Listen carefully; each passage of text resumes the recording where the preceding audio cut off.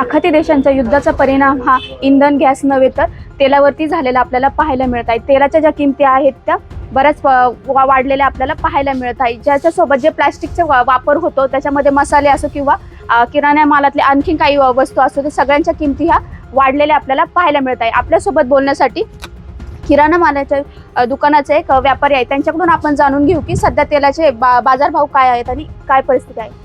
नमस्कार मॅडम, ह्या युद्धामुळे तेलाच्या बाजारभावावर खूप मोठा परिणाम झालेला आहे। जसे की आपण जेमिनीचं उदाहरण देऊ, 2240 हा रेट एक युद्धापूर्वी चालू होता आणि त्याच डब्याचे रेट आज 2700 रुपयापर्यंत गेलेले आहे। जेमिनी झालं, सोयाबीन तेल, पाम तेल, सनफ्लॉवर तेल या सगळ्या गोष्टींवरती 300 ते 400 रुपये डब्यामागे रेट वाढलेले आहे आणि याची झळ ही एक सर्वसामान्य माणसाला एंड कस्टमरलाच बसत आहे।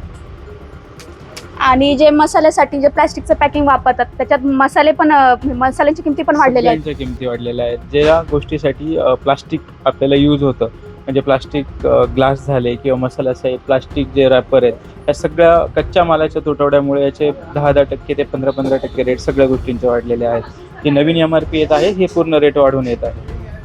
यामुळे शेतकऱ्यांना हा माल घेण्यासाठी काही त्यांच्यावर परिणाम होत आहे का, त्यांच्या खिशाला कात्री बसत आहे का? डेफिनेटली जी गोष्ट आधी 10 रुपये स्वस्त मिळायची त्या गोष्टीसाठी आज 10 रुपये शेतकऱ्याला जास्त द्यावे लागतात। त्यामुळे हा अल्टिमेट परिणाम त्यांच्यावर होतोच आहे। युद्धाचा खूप मोठा गंभीर परिणाम दिसत आहे। भारतामध्ये पण हा हळूहळू खूप दिसणारच आहे।